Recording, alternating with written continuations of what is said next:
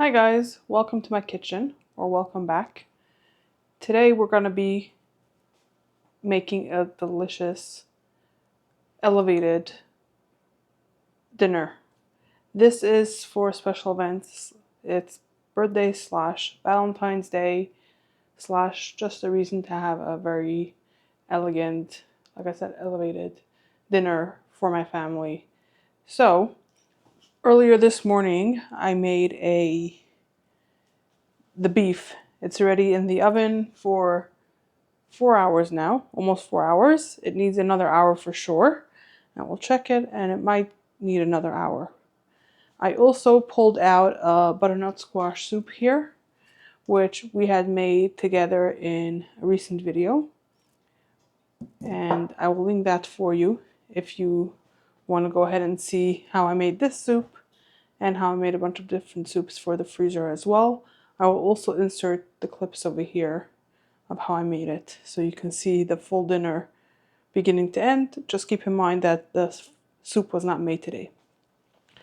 The soup over here, this will be the appetizer, because my family we can't eat too much in one meal. So the meal plan as is, the menu is already a lot for just like a weeknight dinner. So I didn't want to make like a 5-course meal. So with this, we're going to make some crispy shallots, and I'm going to serve this with a drizzle of chili oil and some herbs. Next up, we're going to have our main course, which is going to be the beef that's already in the freezer, in the oven. It's a slow braised red wine beef brisket, which, depending on how soft it is, I'm either going to slice it. If it's too soft, I'm going to end up shredding it. That will be served over some garlic mashed potatoes and some roasted broccoli on the side. And then we're going to have an apple cobbler with some ice cream for dessert. So since this is almost ready, we're going to start going now with our shallots. I might start making our potatoes.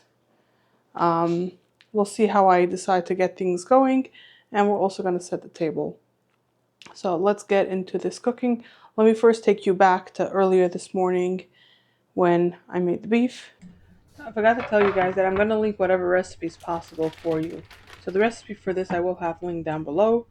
And I am halving the recipe because the recipe does call for a 3 to 4 pound beef brisket, which my family, it's way too much for our family, because it does say that it serves 8, and this was actually perfect with a little bit of leftovers.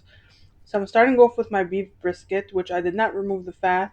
I was fine with the amount of fat that it had on there. I am sprinkling it with salt and pepper on both sides of the meat. Now I'm getting a Dutch oven onto my stovetop because I am going to sear the meat in here, add the vegetables, and then it's going to go into the oven in that. So you want to use an oven-safe dish, unless if you want to do this next step in a skillet and then transfer the meat into something else. So I'm heating that up, I'm preheating the oven, and I'm getting the rest of the ingredients ready, which is we're going to need some red wine, some beef stock, and I don't have any beef stock in my freezer right now, homemade, so I'm using the best quality that I can find in my store. I am taking out some garlic. I don't have any more of my homegrown garlic, so this is some pre-peeled garlic that I buy from the store, and I freeze it. I got out a rosemary, an entire sprig of rosemary, and I am peeling an onion and cutting that in half. And you'll see later I forgot some bay leaves. I'm going to pull it out soon, but we need some bay leaves as well. So I'm getting everything ready while my Dutch oven is preheating. Once the Dutch oven is hot, I added some oil, and we're going to get the steak in there so that it can sear and brown up and create umami. I've spoken recently about umami, and you'll see what I mean. So after about 3 to 5 minutes on the first side, I am lifting it, and I'm making sure that I don't have to tear it off of the pot. If it's sticking to the pot, then it is not quite ready to be flipped over. You're going to want to leave it. So I think I had it on the first side for about 3 minutes. It did release, but you could see on the second side I got way nicer color. So all that on the pot, all that on the meat, that is umami. So I did it about 3 to 4 minutes on each side to get that nice beautiful color.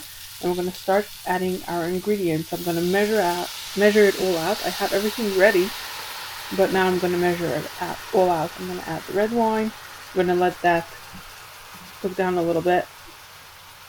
I'm adding the beef broth. I ended up using the entire carton of beef broth because it was almost the entire thing. There was maybe like a couple tablespoons left in there, so I decided to just add the whole thing.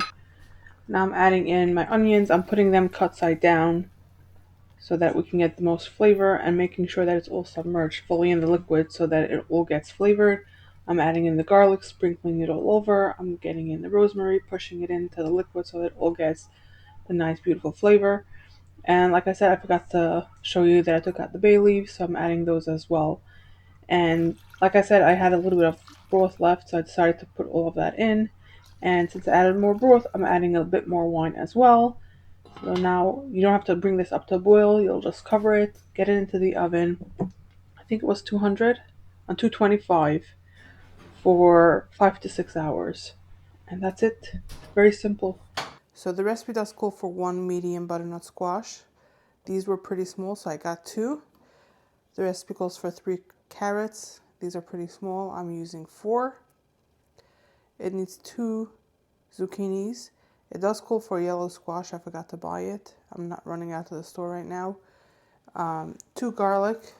These are again pretty small, so I'm using 4, and I love the taste of garlic, so might as well use more. Some onion, barley, oil, salt, pepper, and paprika. So let's get to chopping and cooking. So the first thing I'm doing is I pulled out a bowl to be able to add all my chopped vegetables to it so that it's not taking up space on the board, and when it's ready to go into the pot, I can just pour it all in. So next I'm taking the zucchini, I am washing it, I am cutting off the top and the bottom of it, and then chopping it up. Now I'm not doing it very finely because I just need it to be small enough so that it doesn't take up the entire pot, and we're going to blend it up later on. So it doesn't have to be very small. I also took out a bowl for my compost, or it's actually going to go to the chickens. So any scrap pieces, peels, ends of things are going to go in there throughout the day as we're cooking. Once I am done with zucchini and I have that in the bowl that I set aside for the chopped vegetables, I'm going to get to peeling our butternut squash. And this in itself is a job. It is time consuming because it's not the easiest vegetable to peel. But this is how I decided to do it on this day. And once it is all peeled, I am cutting it in half and scooping out the insides. Okay, so if you feel like peeling is too hard, peeling and cutting up the butternut squash is too hard, then you can roast it on 350 for, like, cut it in half, roast it on 350 for 30 minutes, then let it cool and peel it and cut it then. Because peeling it once it's roasted is just removing the flesh from the skin, and it's a lot easier because the flesh is a little soft already. But if you want to skip the step of roasting, then you peel it instead. So do whatever feels easier for you. Once we have all the seeds scooped out, we can get to dicing this up into rough dice as well and adding it into our bowl with the zucchini. Now that I have the butternut squash cut up, we can actually start cooking it. So I'm going to go now according to what goes into the pot first, because I figured with the peeling I never know how long it's going to take to peel and cut up the butternut squash. So I wanted to get that out of the way first. So next we're going to do the onion. So for the onion, the easiest way that I find to peel it, especially if we're going to end up dicing it up anyways, is to cut it in half and then peel back the skin. It's a lot easier this way than having to go around the entire onion when there's no end to it. So I cut it in half, I take the peel off, and then we're going to dice it up. Now, it doesn't have to be very finely diced because it's going to be a blended soup at the end of the day. So You don't have to go crazy and get it extra fine, extra small. Just a rough dice, perfectly fine. Okay, the onions and the garlic are gonna go in at the same time. So let's get this ready as well. So right now I'm just peeling the garlic and getting it ready to be added into the soup. Okay, so I've got an 8-quart pot here. I'm gonna get some oil in here. I'm gonna heat this up. We're gonna add the onion and garlic, and we're gonna let that saute until the onions are translucent. I am going to crush the garlic as I'm putting it into the pot. Okay, while our onions and garlic are sauteing, we're gonna prep our carrots. This is the last thing we have to prep. So for the carrots, I'm gonna peel them and then we're gonna dice it up. So you wanna dice it up to a size that you and your family will enjoy, and you'll see why in a moment.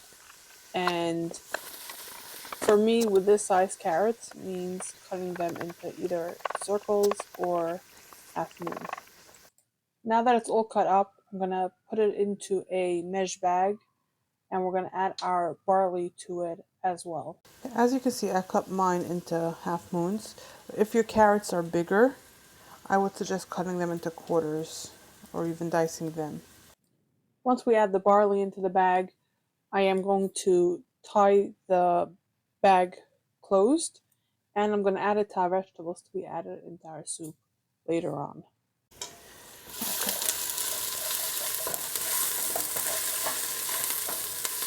So these onions are translucent and even a little bit golden already.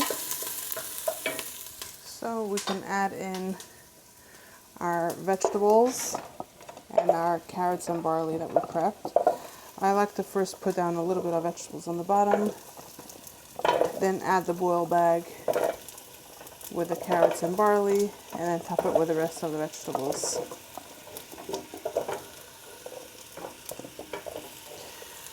And that's good.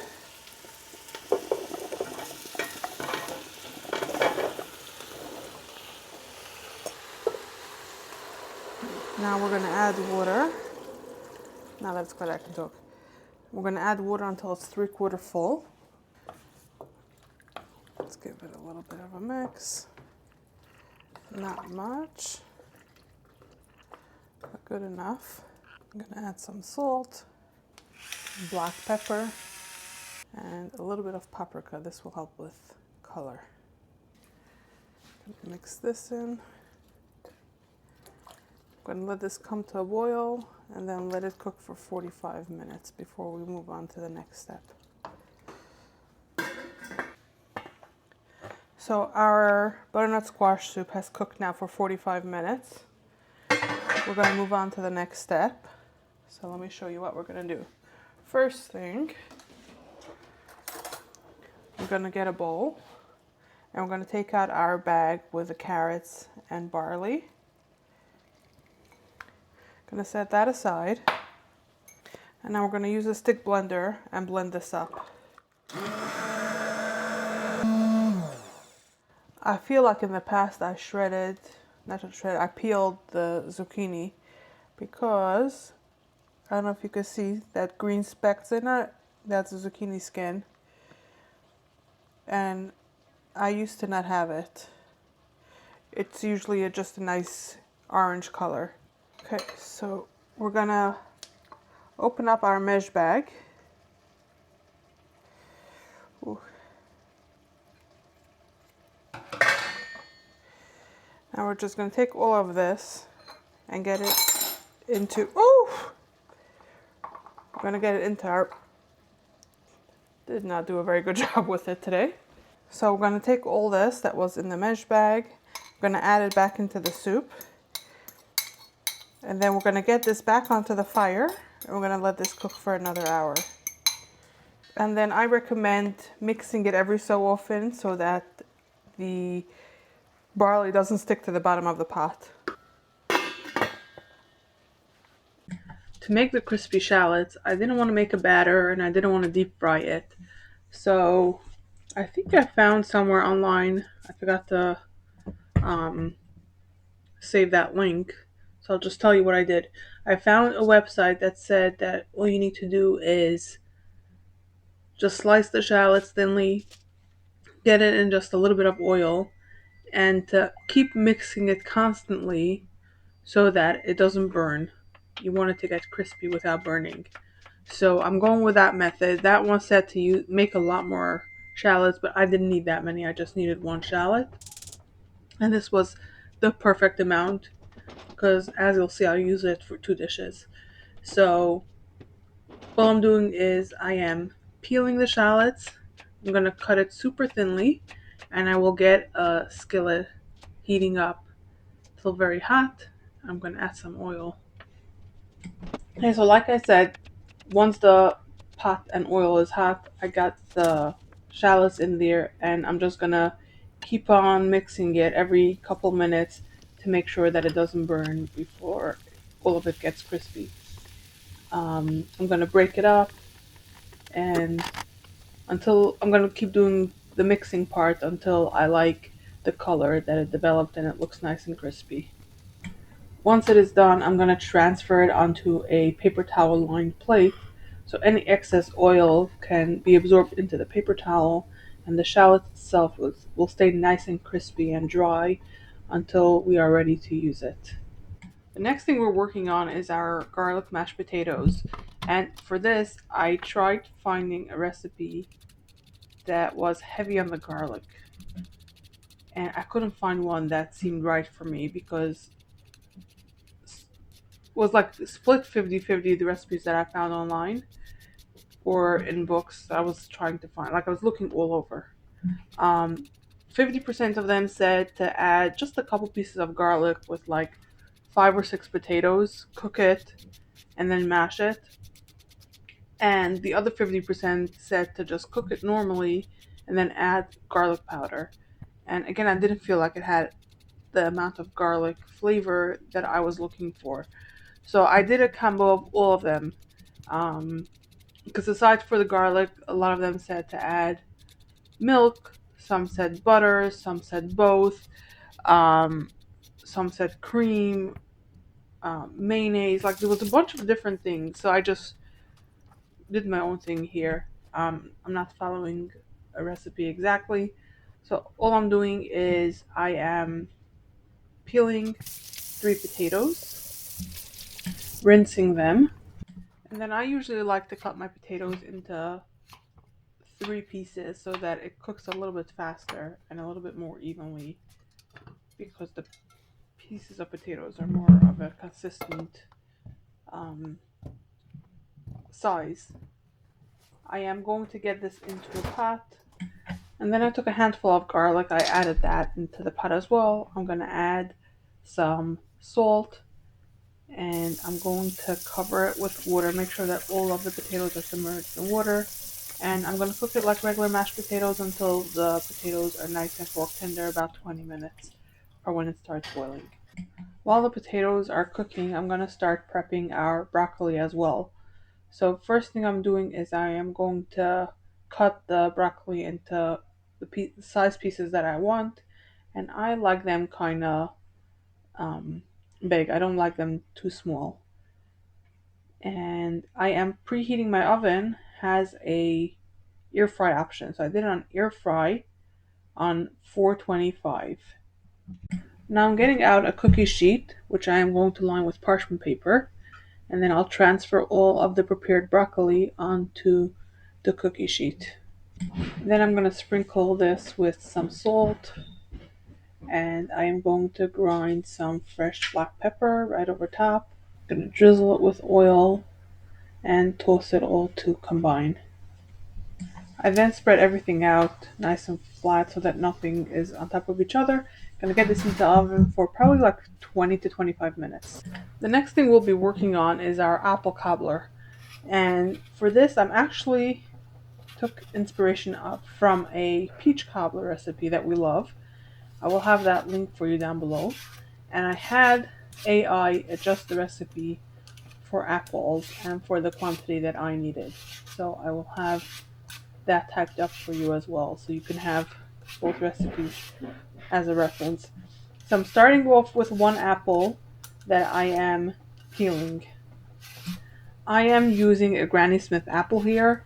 You can use anything sweet like a Honey Crisp or anything like that. If you're multiplying it, do a combination.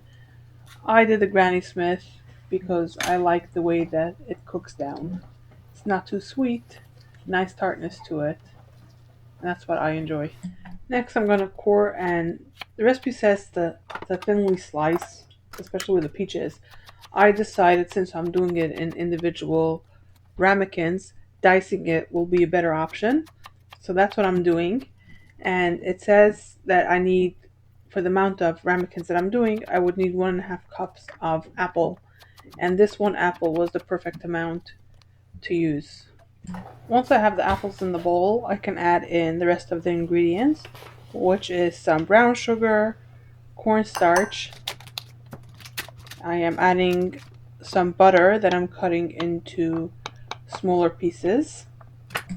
Next, I will add some water along with some lemon juice. And next is spices, which is cinnamon, a pinch of nutmeg, and a pinch of kosher salt. And finally, all of this will be mixed together until it is all evenly distributed between the juices and the spices. Once the filling is ready, I am getting out the ramekins. These are 4.5 ounces each, and I'm going to divide the apple mixture among all of them, the apples and the juices, and I'm trying to do this as evenly as possible. I'm getting the ramekins onto a cookie sheet, and this was actually brilliant in hindsight because it actually did bubble over. Next thing I'm doing is I am going to start working on the cobbler part, like the topping. So I'm going to start by melting some butter. So I cut off a chunk from the stick. I got it into a pot, and unfortunately, this big the skillet was my smallest one that I had. So I went with that. I'm getting out a bowl. I'm going to add in some flour, sugar, baking powder, a pinch of salt, some, I'm using soy milk, I believe, and I'm adding in the melted butter. I'm going to add some cinnamon so that it has a similar flavor throughout the dish. And then last, I am zesting some lemon, and I'm going to set that aside because I'm going to use it later again. And then we're going to mix this together until it's nice and smooth. Now I can bring back the ramekins, and I'm first going to add just a little bit of butter on top of the apples. This will help with some richness and help with the sauce bubbling. And then I'm going to take the topping and I'm going to divide it between all of the bowls evenly. I will then get this into a 375-degree oven for 25 to 30 minutes until the top is golden brown and the sauce is bubbling at the edges. At this time my potatoes are done, so I'm adding some soy milk and I'm going to start mashing it up. I'm trying to get this mashed potato, it's very silky, smooth, creamy. So I'm adding more soy milk because it seems like I'm not quite there yet. And I'm going to continue mashing it until I get it to a nice consistency that I want. If you want, you can do this in a mixer. You can do it with a hand mixer. You can do it with a ricer, I think it's called. Like you can have like these little hand presses that you can press the potatoes through, sort of like a giant garlic press. So whichever way works best for you to get it nice and smooth and creamy, go ahead and do that method. So I tasted it and I felt like I needed more salt and garlic powder, so I'm adding those. And then I'm going to mix it again to incorporate it and try to get it a little bit smoother still. Finish it with a final tasting.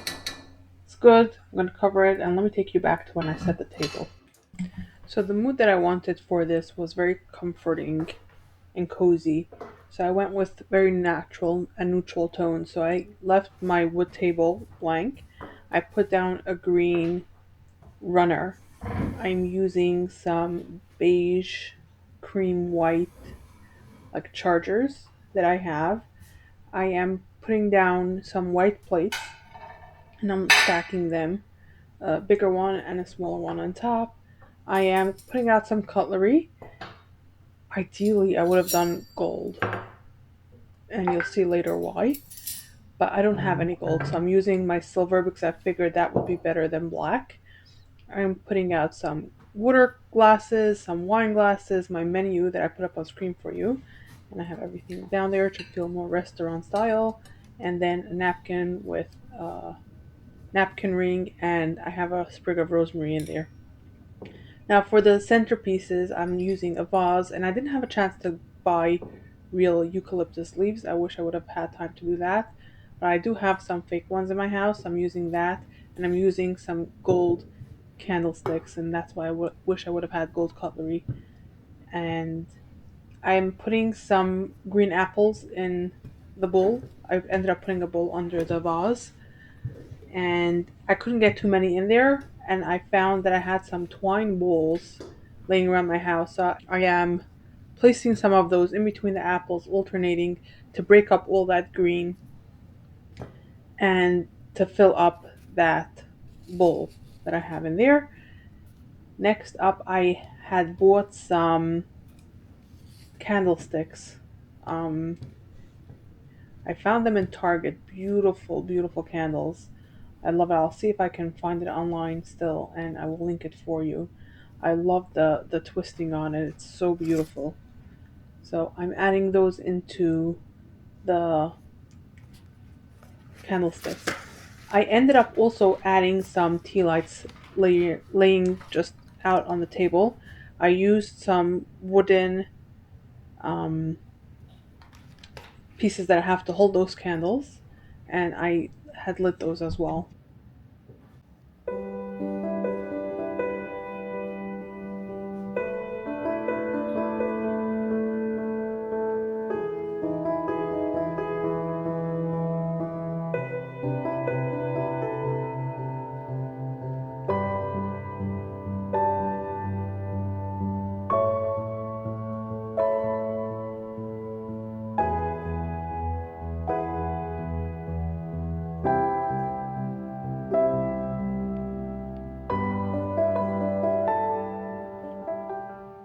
Once we are ready to start eating, I'm going to plate up our soup because that's our appetizer. So I'm getting the soup in, I'm adding the crispy shallots, some minced up parsley, and a drizzle of some chili oil. After eating this, I would definitely not do parsley again. I would probably not do chili oil. I would probably prefer a herb oil instead. But the shallots was delicious addition to it. To plate up the main dish, I started off with the mashed potatoes that I just um, sort of put it in like a log in the middle of the plate. I'm gonna top that with the meat that I actually did manage to slice, and these were so delicious. This meat was so flavorful. I didn't end up making a gravy, but I am gonna drizzle just the sauce over top later on. The broccoli I forgot to show you, but I did zest some lemon over top it as soon as it came out of the oven. I'm adding some of the crispy shallots over top of it as well. And here you can see me adding the sauce that the meat cooked in over top. This was such a delicious dinner. Every one of us licked our plates clean. It was heaven. And now for our dessert, I the ramekins were very hot, so I used that offset spatula to transfer the ramekin onto the plate. I got a scoop of ice cream, a drizzle of cinnamon on the plate. This was also delicious. We absolutely loved it. When it came time to serve up the wine, my husband decided to go with the entire restaurant vibe, the way that he's pouring the wine. I want to thank you for taking time out of your day to watch my video today. If you want to see more future videos, then hit the subscribe button, and I hope to see you in the next one.